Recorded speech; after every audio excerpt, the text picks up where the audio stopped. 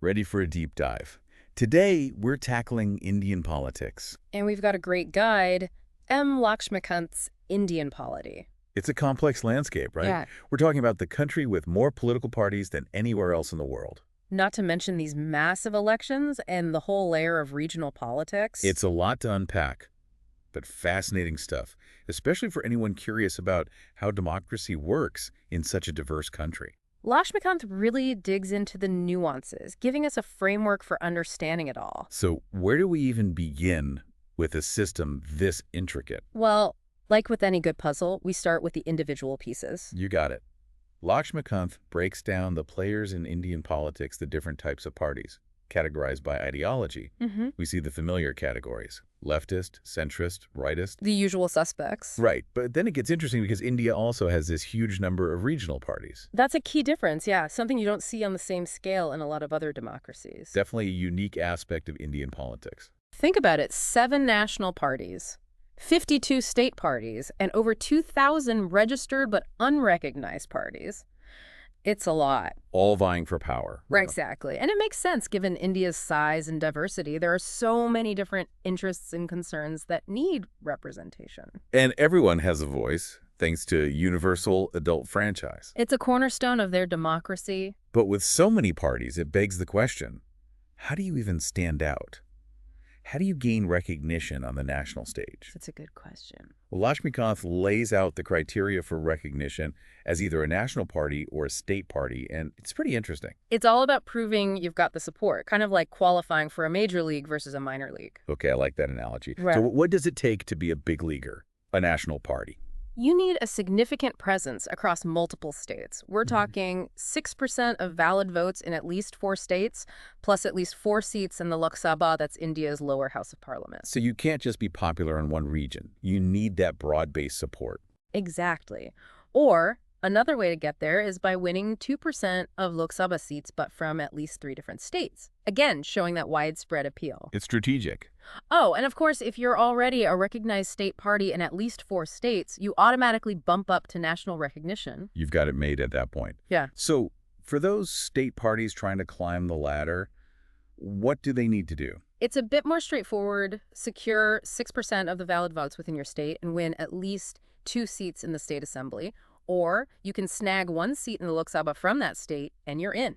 So it really emphasizes how votes translate to actual political power. It's all connected. Laxmikanth also gives us this fascinating historical overview, mapping out when these various parties were actually established. Some, like the Communist Party of India, have been around for ages. We're talking the 1920s. Deep roots. Right. But then you have others, like the Aam Aadmi Party, or AAP, which are relatively new on the scene. They emerged just over a decade ago, in 2012. Shows you how dynamic Indian politics is, always evolving. It's like a living, breathing system, adapting and changing. But for now, let's shift our focus a bit. Let's zoom in on those regional players. A closer look at those state-level parties, yeah. Exactly. What defines them, and what role do they play in this vast democracy? This is where understanding India's political structure becomes really important. Help us break it down. Well, as their name suggests, they're deeply rooted in a specific region or state, right? Makes sense. So their support comes from local sentiments, identities, and issues. Basically, they act as a voice for those specific concerns, but on the national stage. So it's about local voices advocating for, say, local control. You could say that, but it's a bit more nuanced. They often champion greater autonomy for their state within the Indian Union. So reflecting that strong sense of regional identity, but that doesn't necessarily mean they want to break away, right? Right. It's more about having a say, having their interests represented. And having some power within the larger system. Absolutely. Which brings up a really fascinating point that Laxmikanth makes. Regional parties have become incredibly influential on the national stage, especially in this era of coalition governments. That's where things get really interesting. Because it's not just about these local issues anymore, is it? They're players on the national stage. They've become power brokers in many ways. And to understand that, we need to dig into how the whole election cycle works in India. Because that's where the real maneuvering happens. Exactly. It's like a high-stakes game of strategy, and understanding the rules is key. It's almost like they're calling the shots from the sidelines, right? In a way, yeah. Laxmikanth does a deep dive on the whole election cycle in India. which I imagine is pretty complex. It is. You've got the Election Commission, which is this constitutionally mandated body. Yeah. They're the ones responsible for making sure all the elections are free and fair. And not just the big one, the parliament, right? Right. Everything from state legislatures to the offices of the president and vice president. It's a huge responsibility. It really is. I mean, you're talking about millions of voters, thousands of candidates, and the pressure of upholding this democratic process, making sure it's as fair and representative as possible. It's mind-boggling. And Laxmikanth lays out all the key stages, but one thing that really stands out is this focus on keeping things ethical and transparent. Yeah, huge emphasis on that. Like, they even have this thing called the Model Code of Conduct for parties and candidates. So it's like a set of rules, basically. Exactly. And it kicks in as soon as the election dates are announced. So no last-minute mudslinging or anything like that. Try to keep it clean. It's about ensuring a level playing field, you know, so the ruling party doesn't have an unfair advantage. Makes sense. Yeah. And it seems like India's been pretty proactive about electoral reform in general. Oh, yeah. They're always looking for ways to improve the process, adapt to new challenges. Always tweaking things. Which is good. Like, think about the introduction of electronic voting machines. Yeah. Revolutionized the whole voting process, made it more efficient, less prone to errors. Harder to mess with, too. Exactly. And then you've got those restrictions on exit polls. To prevent any last-minute swaying. Right, exactly. You don't want people being influenced by those early predictions. Makes sense. Oh, and you can't forget the none-of-the-above option on the voting machines, the no-hat. Ah, yes. I remember when that was introduced, it felt like a big deal, giving voters a way to reject all the candidates if they didn't like any of them. It was a big step, for sure. Showed a recognition of voter dissatisfaction. And that's an important thing for a healthy democracy. Having that option. Exactly. Because at the end of the day, informed voters are going to make better choices, right? 100%. But even with a great system, how do people actually decide who to vote for? What are the factors that influence those decisions? That's where it gets really interesting. Laxmikanth delves into this whole world of voter behavior in India. Because I imagine it's pretty complex. It is. You've got the obvious factors, the socioeconomic conditions, the political climate. Right. But then you have to factor in things like caste, religion, language, regionalism. Which are all deeply ingrained in Indian society. Exactly. So to understand Indian politics, you really have to understand Indian society. It's all connected. It really is. And of course, you can't forget about the media. Especially social media these days. Oh, absolutely. It's a powerful tool, and it can be used to inform or mislead. That's why Laxmikanth really stresses the need for voter education, especially for young people and marginalized communities. Who might be more susceptible to that misinformation. Exactly. Okay, but let's bring it back to these coalition governments we were talking about. With so many parties, especially those regional players, forming alliances becomes crucial, right? Absolutely. And Laxmikanth argues that this rise of coalition governments, especially since the late 70s, marks a huge shift in Indian politics. Because before that, it was mainly the Congress Party dominating the scene, right? For the most part, yeah. But then you start to see this more fragmented political landscape. More players at the table. Exactly. And he even includes this really interesting table in the book listing all the different coalition governments that have been formed at the center since then.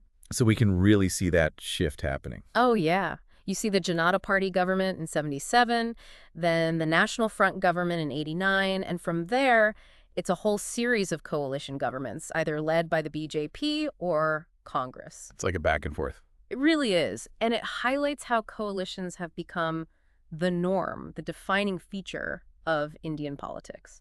So what does that mean in practice? What are the pros and cons of this whole coalition thing? Well, on the one hand, it can lead to a more representative and inclusive government. Because you've got all these different voices, different interests coming together. Right.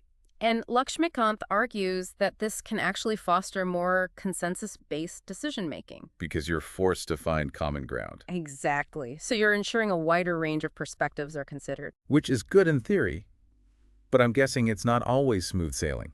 Not always, no. Laxmikanth points out the inherent instability of coalition governments. You've got all these different parties with their own agendas and priorities. And it only takes one party to pull out and the whole thing collapses. It happens. And think about the influence those smaller parties can wield. They become kingmakers in a way. Because they've got that leverage, those extra votes that the bigger parties need. Right. So they're able to extract concessions, exert influence that's maybe disproportionate to their size. So it can be a good thing, representing those niche interests, But it can also lead to this focus on narrow agendas over those broader national goals. It's a balancing act, for sure. It really is a constant negotiation with high stakes. But ultimately, it reflects India's political reality, right? It's an incredibly diverse landscape. Exactly. It's about governing a nation as complex and multifaceted as India. And that complexity brings us to some of the challenges that Indian democracy faces today. And those challenges are real. It's not always easy to balance those competing interests. Definitely not. And to be fair, Laxmikanth doesn't shy away from that. In fact, he gets pretty real about the problems facing Indian democracy. So he acknowledges the progress they've made, but But he argues that India hasn't quite reached this truly inclusive and representative democracy yet. what does he see as the biggest roadblocks? One thing that he really hits on is the underrepresentation of women. Which is still a problem in so many places. It really is. And in India, it's especially stark. I mean, you're talking about almost half the population. Wow. Yet their voices aren't really reflected in the political sphere. Not proportionally, anyway. It shows that having equality on paper doesn't always translate to real-world equality. Sadly not. And Laxmikanth gets into some of the systemic issues that contribute to this. For instance, he's really critical of how much elections cost in India. It's a problem in a lot of democracies, that influence of money. Oh, yeah. And he argues that it creates this system that's wide open for electoral corruption. Which then undermines the whole system. Exactly. It becomes this vicious cycle. High costs lead to corruption, which makes people lose faith, so they don't participate. And the cycle continues. Yep. And it doesn't stop there. He also brings up the increasing criminalization of politics, how you've got this growing connection between criminals, politicians, bureaucrats. It's worrying. Definitely something that needs to be addressed. Oh, and he also talks about the slow progress on social issues, the promise of social revolution. He sees that as still unfulfilled for a lot of Indians. It's a reminder that building a fair and just society takes constant work. But Lakshmikanth doesn't just leave us with problems, right? He offers solutions, too. He does, and he pulls from a lot of different places, recommendations from commissions, reports. He really does this research. Oh, yeah. He compiles this whole picture of potential reforms. Like, one thing he focuses on is giving more power to the Election Commission. So they can actually enforce those ethical standards. Exactly. He wants them to have more teeth. And he also talks about promoting inter-party democracy. So making the parties themselves more accountable. That's the idea. More transparent, too. And, of course, he tackles the whole electoral funding issue head on. Had to address that elephant in the room. Right. He's all for reforming how elections are financed. Less corruption, more transparency. Makes sense. So it's not all about who has the most money. Leveling that playing field. Exactly. But it's not just about those procedural changes, you know. He also stresses how important it is to address the underlying social inequalities. Because those have a huge impact on how democracy functions. Huge. He's calling for a much bigger effort to improve things like education, healthcare, economic opportunities. Especially for marginalized communities. Exactly. He sees that as fundamental to making Indian democracy stronger. Because it's about building a society where everyone has a chance to succeed. Exactly. And there's this really interesting section where Laxmikanth gets into the whole history of constitutional amendments in India. Okay, so how the Constitution itself has been shaped over time. Exactly. He talks about how it's been this evolving document, changing to meet new challenges. Which makes sense, it has to adapt. Right. And he digs into some specific examples, like the 42nd Amendment. That one was a big deal because it was enacted during a really turbulent time, the emergency in the 70s. A pivotal moment in Indian history. It was. And this amendment made some major changes, some of which were pretty controversial. So understanding this constitutional history is key for understanding where Indian politics is today. Definitely. But Laxmikanth doesn't just lay out the facts, you know? He analyzes it all, gives us a way to understand those debates about constitutional reform. It's like he's giving us the tools to think critically about these issues. He is. And if we were to pull out one big takeaway, one really thought-provoking idea from Indian polity, I think it would be this tension that he keeps coming back to. It's the balance between preserving India's incredible diversity All those cultures, languages, religions. and also creating this sense of national unity. It's a tough needle to thread. It is.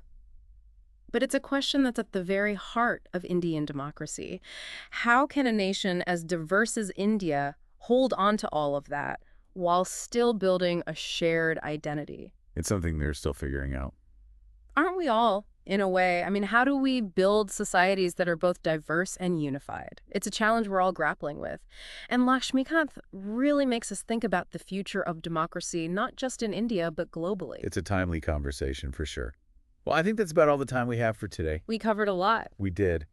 But thanks for taking us on this deep dive into Indian politics. It's been my pleasure. Always fascinating stuff. And for all you listeners out there, be sure to check out the show notes for more information and resources. Until next time.